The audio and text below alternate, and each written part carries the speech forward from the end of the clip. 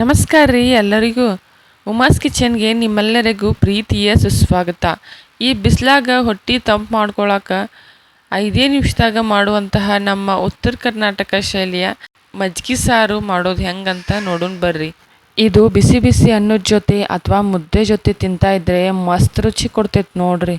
ಮೊದಲಿಗೆ 1 ಕಪ್ ಮನೆಯೊಳಗೆ ಮಾಡಿದ ತಾಜಾ ಮೊಸರನ್ನ ತೊಗೊಂಡಿನಿ. ಅದಕ್ಕೆ ಸ್ವಲ್ಪ ನೀರು ಹಾಕಿ ಗಂಟಿಲ್ದಂಗೆ ಚಲೋತ್ತಾಗಿ ಕದಡಿ ಮಜ್ಜಿಗೆ ಮಾಡಿ ಸೈಡ್ಗೆ ಎತ್ತಿ ಇಟ್ಕೊಳ್ಳೋಣ.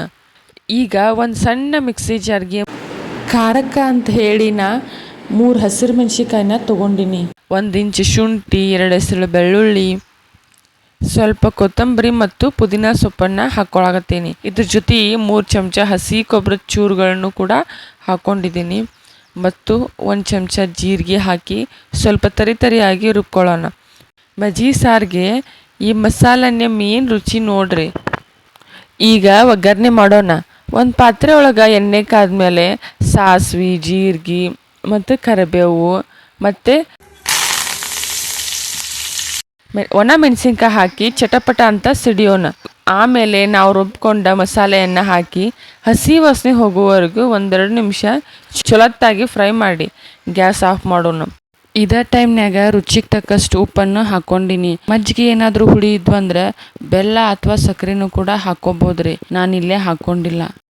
ಒಂದು ಮಾತಂತೂ ನೆನ್ಪಿಟ್ಕೋಬೇಕು, ಈ ಒಗ್ಗರಣೆ ಪೂರ್ತಿ ತಣ್ಣಗಾಗಬೇಕು. ಮಸಾಲೆ ಪೂರ್ತಿ ತಣ್ಣಗಾದ್ಮೇಲೆ ನಾವು ಮಾಡಿಟ್ಕೊಂಡ ಮಜ್ಜಿಗೆಯನ್ನು ಸೇರಿಸಿ ಚಲೋತ್ತಾಗ ಕೈ ಆಡಿಸೋಣ.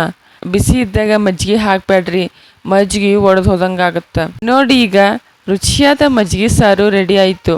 ಇದನ್ನು ಬಿಸಿ ಬಿಸಿ ಅನ್ನದ ಜೊತೆ ಅಥವಾ ಮುದ್ದೆ ಜೊತೆ ಉಣ್ಣಾಕ ಬಹಳ ಮಸ್ತ್ ಇರ್ತೈತಿ. ನಾವು ಇವತ್ತು ಅನ್ನದ ಜೊತೆ ಈ ಸಾರು ಹಾಕ್ಕೊಂಡು ಊಟ ಮಾಡಾಕತ್ತೀವಿ. ಈ ಸುಡು ಸುಡು ಬಿಸಿಲಾಗ ಬಿಸಿ ಬಿಸಿ ಅನ್ನದ ಜೊತೆ ಈ ತಂಪಾಗಿರುವ ಮಜ್ಜಿಗೆ ಸಾರನ್ನ ಹಾಕ್ಕೊಂಡು ತಿಂತಾ ಇದ್ರೆ ಆಹಾ ಸ್ವರ್ಗ ಸುಖಾನೆ. ನೋಡಿದ್ರೆ ಏನೇ ಬಾಯಲ್ಲಿ ನೀರು ಬರುತ್ತೆ ಅಲ್ವಾ? ನೀವು ಒಂದ್ಸಲ ಮನ್ಯಾಗ ಟ್ರೈ ಮಾಡಿರಿ, ಹೆಂಗಾಗಿತ್ತಂತ ಕಮೆಂಟ್ ಮಾಡಿರಿ. ಇನ್ನೊಂದಿಷ್ಟು ಗಮ್ಮತ್ತಾಗಿರುವ ರೆಸಿಪಿಯೊಂದಿಗೆ ಮತ್ತೊಂದು ವಿಡಿಯೋದಲ್ಲಿ ಸಿಗ್ತೀನಿ. ಹಂಗ ನಮ್ಮ ಚಾನಲ್ಗೆ ಸಬ್ಸ್ಕ್ರೈಬ್ ಆಗೋದನ್ನ ಮಾತ್ರ ಮರಿಬೇಡ್ರಿ ನೋಡ್ರಿ. ಹಂಗ ನಿಮ್ಮ ಮಂದಿಗೂ ಶೇರ್ ಮಾಡ್ರಿ. ಧನ್ಯವಾದಗಳು.